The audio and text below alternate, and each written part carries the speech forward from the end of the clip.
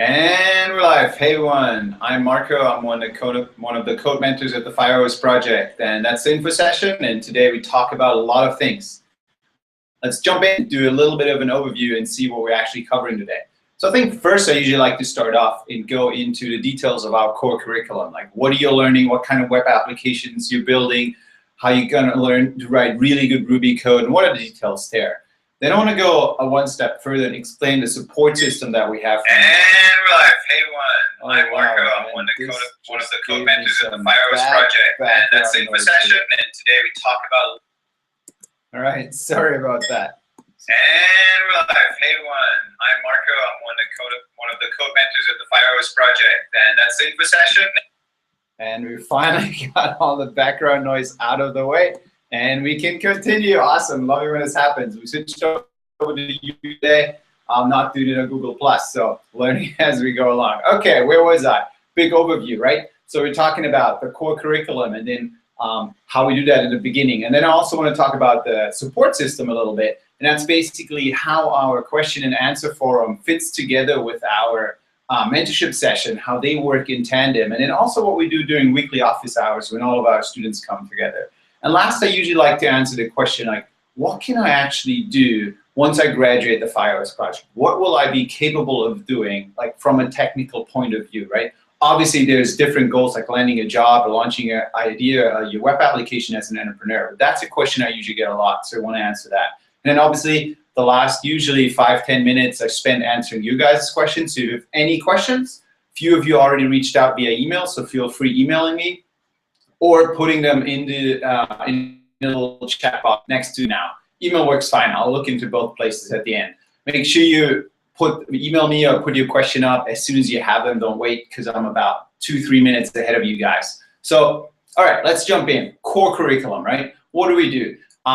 First 4 days, usually about 10 hours of coding, depending on how much time you put in. We want you to build and launch a fully functional web application, right? And that's a web application that, again, should look good on mobile, should look good on desktop, should look good on your tablet, right? All devices, mobile-first web development. So if you go to a party and you pull out your phone and say, like, hey, I did this last night, your friend should say nothing else but, oh, wow, you did this? That's awesome. That's what we're shooting for, right? That's the level we're going for. And the first web application is a really simple app that pulls quotes out of a database and randomly displays them on the page. We obviously style it so it looks pretty nice, but that's mostly for you to be in a driving seat of a web developer and actually shipping something live and being able to share it with their friends, something that they can use, right? And you get, through that, you get a 360-degree view over the entire web application building process, right? So you're gonna touch your Ruby programming language, you're gonna get introduced to the Rails framework and how to use that, you're gonna deal with your Postgres database, you need to use version control on Git and GitHub, and you need to ship your application live with the Heroku server, right? All of that you'll learn in the first 10 hours. It's a pretty steep learning curve, but we believe that's the best way of getting started. Learning by doing and picking a project and shipping it live as fast as possible. Then we go on to the next step. We're building a Yelp clone with you. That usually takes people about 2 to 3 weeks. And when I say Yelp clone, right, I think one of the most exciting features that we're building there is the capability of when I come in and I say, hey, I'm Marco and I have this place that sells these awesome markers, then I can go and create a place and give it an address. We write the Ruby code to grab that address, translate it into latitude and longitude coordinates, pass those back via the API call to the Google Map API, so that gets translated and we get the pin on the map, right? But that wouldn't be a great application if all it had was a map, so we need to go build more features for our users, right? Think real world, that's what we're doing all the time. We need better features, we need to make that web application complete, so it's actually something that other people would like to use. So first thing, let's add user comments and star ratings. So we built that out as a feature. And then it would be also nice if I'm like the shop owner of my awesome market shop to get a notification, an automated email notification as soon as somebody leaves a star rating or a comment on my shop. So we built that as well, right? Then we also build a bit of a dashboard where I, as a shop owner, can log in and see my average rating, how many ratings I received, and so forth. Some standard analytics that makes sense for individual shop owners, right? There's obviously image uploading we need to build too. And that's kind of like the second application. It's a lot more complicated, and we keep the learning curve steep. The next one, the third application, is a online learning platform. So when I say online learning platform, we're already thinking about, right, if you put our web developer heads on, we're thinking about, hey, these are probably different user roles. And that's right. There's going to be students on one side, and there's going to be teachers or instructors on the other side. And now we need to track on a database level all these relationships between these different users on our platform, right? Obviously, there's user authentication. We build user authentication on all our platforms. That's not hard. But doing that based on different user roles is a lot more tricky, right? Because we need to make sure that when an instructor creates courses, only the students who actually purchase those courses can see that, right? And that's the next keyword. Next to tracking all those relationships between instructors and students and courses on a database level, we also need to accept credit cards and payments on our platform. So we integrate with a payment API, the Stripe API, to actually accept credit cards on your own platform, right? Accept payments on your own platform. Then the other thing we do is we actually introduce JavaScript right in that application. And we're doing it right there because you actually, again, learn by doing it. At that point, it makes really a lot of sense to improve the user experience of that application for an instructor who wants to reorganize sections and different lessons of the video streaming online platform. We introduce JavaScript, so we have it without page reloads, drag and drop interface that we build from scratch on the page. And that's really important. That's always the project-based approach, learning by doing, right? Those are kind of, in a nutshell, the three core web applications that we do. Another thing that's really important is test-driven development, right? We want to write software tests to automatically test if our application is working when we add another piece of functionality onto it. That's industry standard. We need to learn that. So we're going to pick one of those applications and then build it in a test-driven development mindset, which means we're writing software tests first before we build the feature. That's how all startups, tech companies, I think, should operate. Mostly 90% are pulling that number out of thin air, but a lot of startup companies, tech companies, are operating on a test-driven development, and we definitely want to teach our students that. So we have that as another core module. Now the questions, right? What's the customization here? Like, where am I going, right? Some of you might come in, they say, hey, I'm a job seeker, career switcher. I want to land a job as a web developer after that program. We have something for you. On the other hand, we also have people who are entrepreneurial and they want to build their own web application. They don't necessarily care about switching jobs. Some of you maybe, or some of our current students, they have a job, right? They work at places like Adobe, for example, and they just want to build an application and helps them at their current job doing something better. Or they are really entrepreneurial and they want to see their own application launched. So let's talk first about the job seekers. Job seekers, we put you on a group project. After the first 8 weeks, your last 4 weeks, you'll spend on a group project. In that group project, we're going to build a chess application, right? Now, usually people tell me, oh, chess application, Marco, come on, that's not that exciting. But I tell you, you know what? It is really complicated to build, and that's why we're doing it, right? You need to write really good Ruby code to actually move all the pieces on a chess game around, right? If you're thinking about it, how many pieces there are and how they're moving, we need to keep track of them on a database level, and we need to validate that all the pieces are moving in the right directions and that nobody is doing an illegal move. And we also need to keep track of which pieces get kicked out. All of that happens in the database level inside of a Rails application. So doing that is what are those critical job skills that hiring managers are looking for, right? Can that person solve complicated problems like moving pieces on a chessboard according to the rules inside and write good Ruby code inside of an application, right? And that's just a small sliver. The most important part of the group project is working together. And why is that? Because in the real world, good software, the best software is always built by amazing teams. So the earlier you guys learn how to work together and code collaboratively as a team, the better. Usually that means the first 2 weeks of our group projects are huge learning blocks where you actually go out of your isolation coding when you work together with your mentor and actually work together with 3 or 4 students and your mentors and a technical team lead, just like in the real world, building an application together.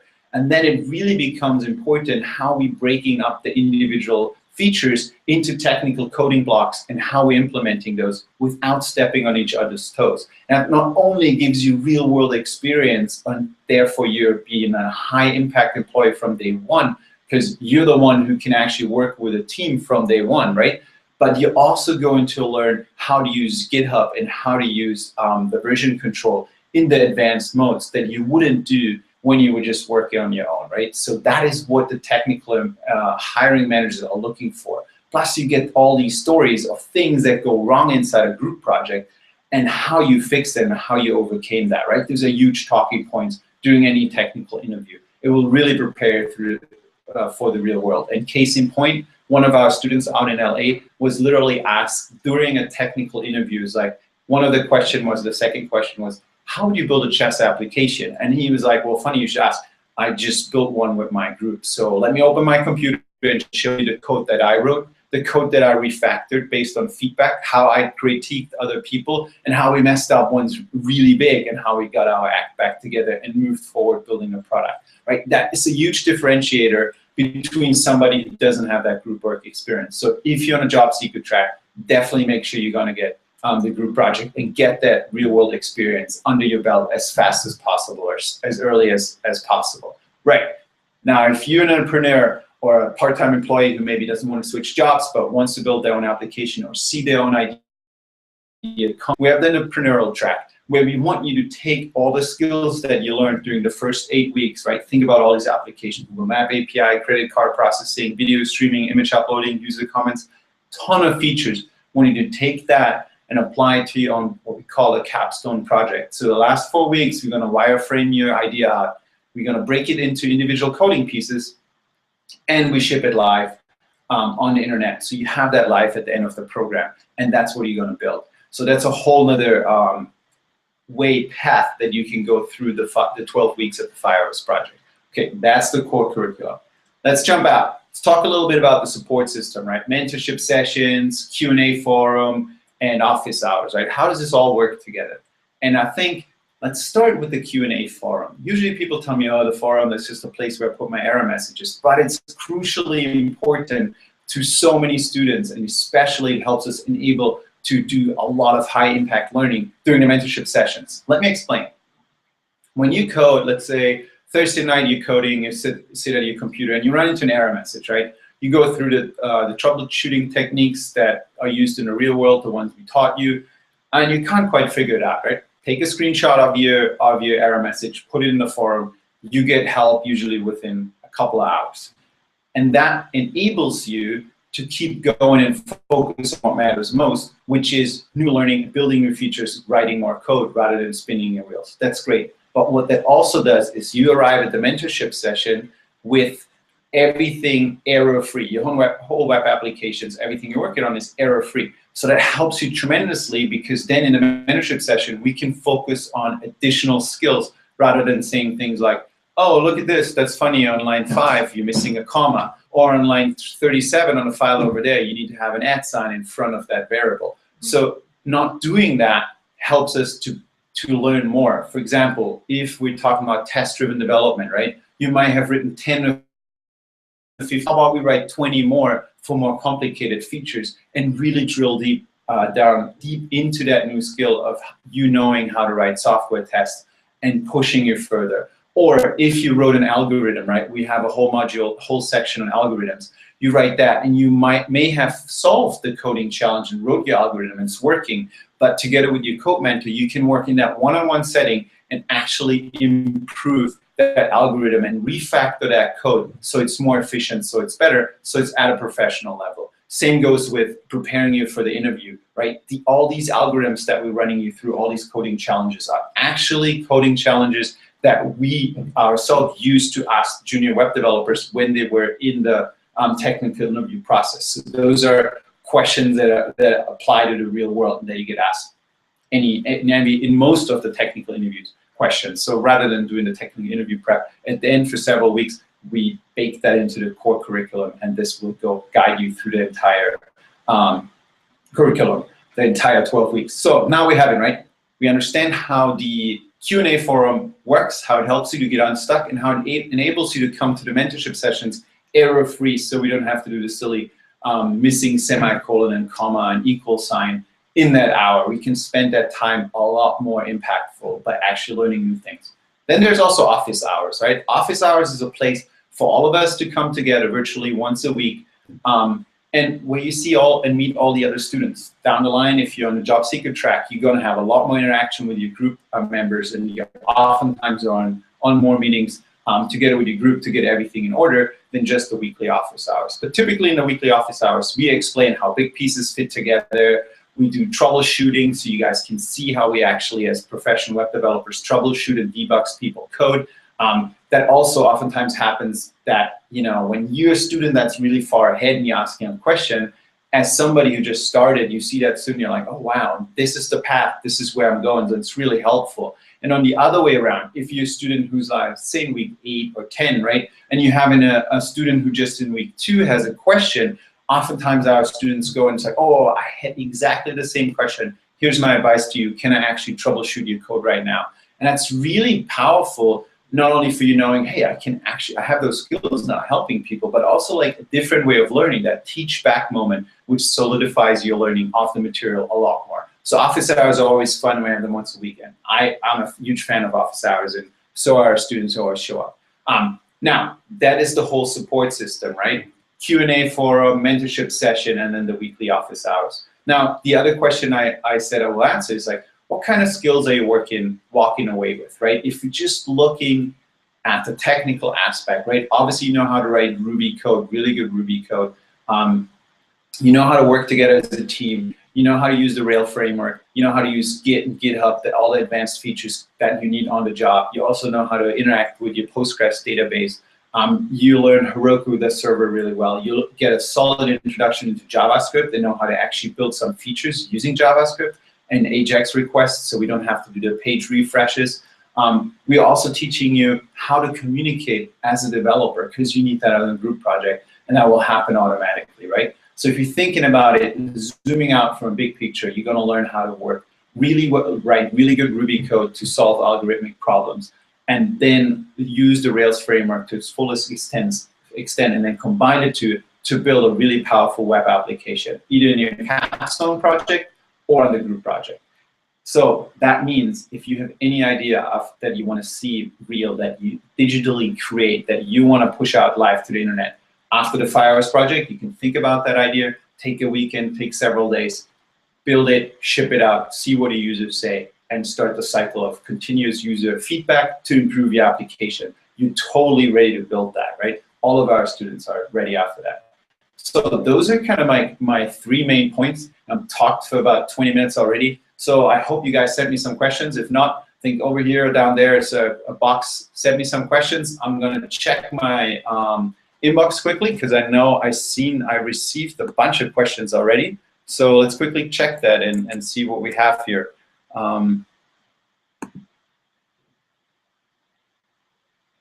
Okay, here's a few questions.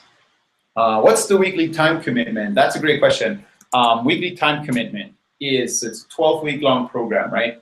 I'll say the absolute minimum of dedicated coding time per week is 15 hours. So I usually say shoot for the 20 hours per week. If you're on a job track and you want to learn a job, land a job or switch careers, right? A lot of our students go through it full-time, and works really well for them because they can absorb a lot more material. They have more time, right? But they also, we have people like JobTrack do it part-time, and they usually dedicate about, I'd say, 20 to 25 hours per week to the curriculum. Now, usually at that point, people ask me, hey, what about if I take 18 moments? And I just talked to a student who's works, right now he's jumping over to our program, but he was in another program from one of our competitors that has a longer duration. And he said, you know, the duration, Marco, doesn't really matter. It just gives you an excuse to procrastinate. It's the quality of the curriculum that matters the most, because it doesn't matter if I bang my head against the wall for 3 more additional weeks. If I'm not learning, I'm not learning. So the quality of the material and the curriculum and depth, that's why he's coming to us, because he knows he gets a lot faster without that really long timeline, which actually works against you.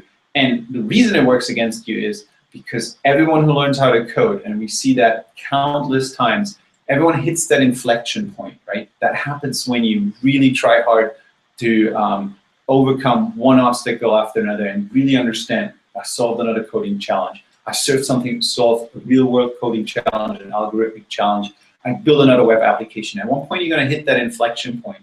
As soon as you hit that inflection point, you're a self-sufficient developer, and you can teach yourself. If you hit that inflection point during the program, it's going to be amazing because all these doors open up for you. So usually all of our students hit that inflection point during the program, right? Like in week, anywhere between week 8 and week 12, though, or week 11, that happens. And after that point, you're going to learn at a much, much higher speed because you finally understand how all the pieces fit together and they start clicking a lot faster. So if I compare somebody who puts in only, let's say, 5 hours or 10 hours per week for 18 weeks with somebody who puts the same amount of time into 12 weeks, if I look at the end of 18 weeks, that person who hit that inflection point after week, let's say, 8 rather than week 19 or week 17, right? Because they put in more time.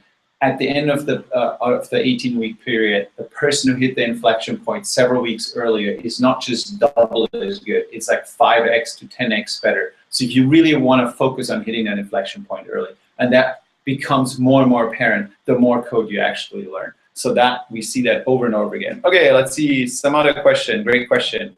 Why is the group project so important? Great question. Group project, right? I said that before. Group project is to get real-world experience and learn how it actually is to build software together as a team, right? I can't overstate that. How important it is to know how to build a complicated web application like a chess game or a blackjack game or a poker bot as a team. It's completely different than working on your own. And technical hiring managers will look at your code and they will look what you build by yourself versus what you build in a group. That's usually what is much more interesting to them. And case in point, when we have new mentors that we really want, like we have the former head of product from Bitly, the link shortener that's in Twitter, or the former head of product from Flickr, right, at Yahoo. Those are some of our code mentors. And when we asked them if they want to join, we just had to show them the code that our students are building in the group project. We said, that's where you are. This is where our students need to be. And they accepted a challenge and was like, wow, this is amazing. I can't wait to take a student under my wing and bring them up to that level. So it's really important working on a group project because that's what impresses hiring manager and people with technical experience a lot. What's the application process? That's a good one too. And Wayne, I just saw your question come through too, so I answer that next. Application process is, first, let's zoom out, right? We really want to make sure that you guys actually have some coding background, right?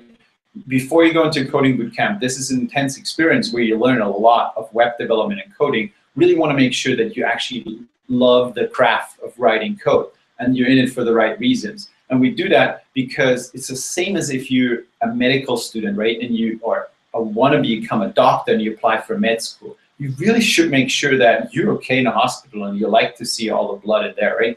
Because you're going to see a lot of that as a doctor. Same goes with software and web development. You need to know that you really like writing code before you want to do that full-time as a profession, if that's your goal. So that's why we have Prework, not only for that, but also to give you a really good foundation of HTML, CSS, and Ruby before you actually start the program.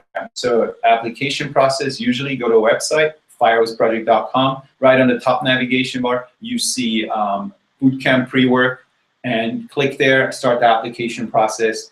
Tweet at us, that usually helps us. You're like, hey, that person's usually super fired up. We look at those applications a lot quicker, and we give you an account, and you can straight start on the learning platform, have your pre-work enabled, and you can see all the other things too that we're running through. You see, you can't access them because they're for the core program, but you can see them, so you definitely get a really good feeling for that. So I highly suggest start with an application for the pre-work, and then we take it from there once you solve the coding challenges, and we actually know you love coding, and you can actually solve the coding challenges that we throw at you in the pre-work. Cool. Okay. When does the course start? Great question. Okay, so new students start every Monday. That means you can go through the pre-work whenever you want, right? Fill out the application. We enable that. We set up new pre-work accounts every day. You go through the pre-work, you follow the instructions, you submit your coding challenge solutions, and then we can start you on the following Monday. In case we're already fully booked for that Monday, we might start you the next week, but you don't have to wait like a month or something like that. It's usually within 1 or 2 weeks, we can have you started. But you can start pre-work, fill out the application tonight. If I get to it, I can already enable some of the accounts for you guys tonight. If your application is good, we're looking at that. So make sure you type in not just blah, blah, blah, but something that's actually meaningful to us and to you, right? There, we ask you several questions. So, and then you can start every Monday. Good question, Wayne. What else we got? How complicated is the pre-work? It's not just coding challenges, right? Everyone can pick that up. We build a simple splash page in HTML, CSS, run you through a lot of lessons on how to write Ruby code, and then we have some challenges for that. So it ramps up really softly, but it actually gets more and more complicated. And then you're at a right point to actually go into an online coding bootcamp. If you choose not to do hours, I would still suggest to go through pre-work. You always want to have a foundation, so the first few weeks you can start going faster, faster, faster, rather than struggling through some fundamentals. Oh, okay. Can you talk about some success stories from your students? Yeah, sure, I can do that. Success stories, right? So let's look at the entrepreneurial track. I think Steven is one of our best success stories. He came to us to build an on-demand medical marijuana delivery platform, right? Connecting suppliers with customers, right? So basically, he built an application. He just launched in beta. He was featured on TV out in Sacramento. Beta launched on Monday, I believe, closed beta. And basically, you can order whatever your quantity you want, and you see a car similar to an Uber cab. If you hail one of those, or a Lyft cab, you see that delivery coming to you, live updating on Google Maps. When it's close to your address, you walk out, grab the little bag, payment is already completed, and you're good to go. That's what he did with inside of our platform using all Ruby on Rails as a web application, and he's building an iOS app on top of that right now. If you're looking at the job seekers, right, we have a lot of students who landed jobs. And like one of our students out on the West Coast came to us, not a lot of coding experience, only high school degree, and now he works at a startup out in LA as one of the developers on their team, and he's really, really happy, right? So that was really awesome for us to see how quickly that student progressed and learned everything he needed. Another student, Ilya, out in Germany, he now works for Enonoc. That's a this is a global company. They have actually headquartered here in Boston. And he is one of the key developers there. And if you go on Quora and look for reviews of the Firehose project, then you can actually read a little bit of his story. And he also was on course reports. You can look there too, and tons of questions, answers for him too. He's super happy, has a really good job. He actually received, within several weeks of graduating, 4 job offers. And we told him how to best decline the highest paying and best one, so you get a counter offer immediately. So we coached him a little bit on there, and that worked out for him. And now he's super happy. And maybe I should have not said that on a Hangout if somebody from Enonoc is watching.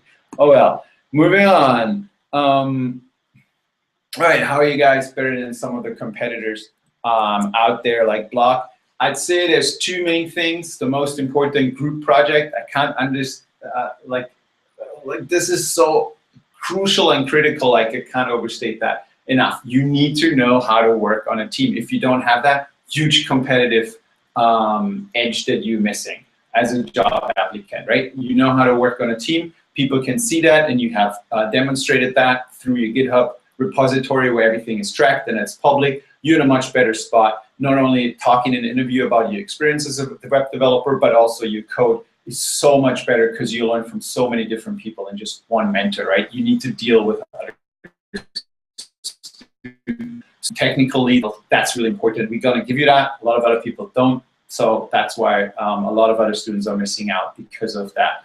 The other thing is the depth of the curriculum, right? We're really focusing on teaching you really good Ruby code as well as the Rails framework. And as I said before, right, if we look at some of the code that all of our students are writing during the group project at the very end in the last 2-3 weeks, that's actually what we're sending to our potential mentors, the one that we handpick with a lot of experience, like senior developers at PayPal, CTOs from Techstars companies, right? I mentioned former head of product from Flickr and Bitly, right? Huge names. And we are asking them to be taking one of our or several of our students under their wing.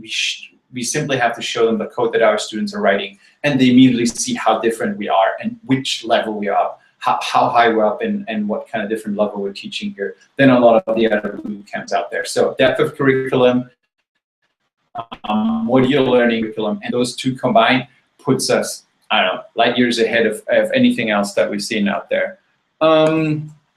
Okay, what else do we have? Let's see. I've got one here.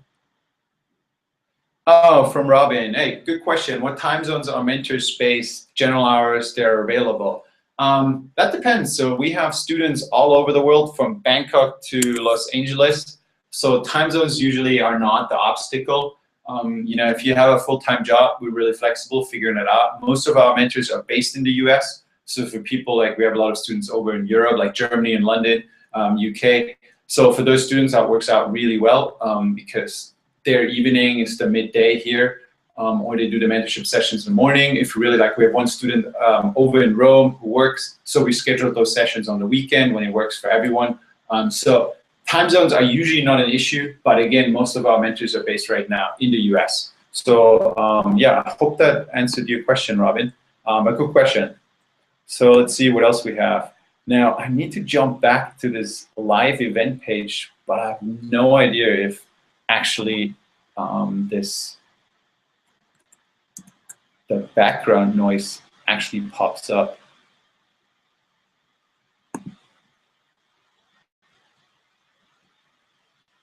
Michael asked me, do I need a webcam to take this program?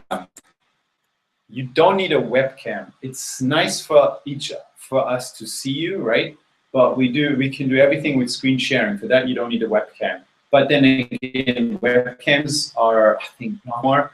So if you invest the $30, so your mentor can see you, you know, and that really helps, because I can see on your facial expression, for example, that you're really confused right now. And I would not see that in nonverbal cues when you would just tell me, you know, I'm like, oh, okay, hold on, right? That helps a lot. So that might be a good investment for you, spending the $20, $30 to get a webcam and plug that in. Great question. Okay, let's see what else we got. Yeah, I think that's it. Those are all the questions that I got so far. We're about half hour in. Really awesome. I'm glad you guys asked me a ton of questions. So let's do the following, right? If you're interested, if you want to move forward, if this sounds something that is challenging to you and you really around, switch it and get that real world experience, or you interested in launching your own idea, your own application out, and you're on that entrepreneurial track, feel free, go to theFirehoseProject.com, fill out the pre-work application. We get you started tomorrow or the next day with the pre-work and already ramping you up. And then we can figure out the next steps after that, after you submit the code challenges. Guys, that was a lot of fun. Thanks so much for watching. And yeah, if you have any other questions, or you came late to this, or I didn't answer your question properly, just feel free, email me. All of you guys should have my email, and I'm more than happy to help you guys out. Until then, stay awesome, take it easy, and I'll talk to you soon.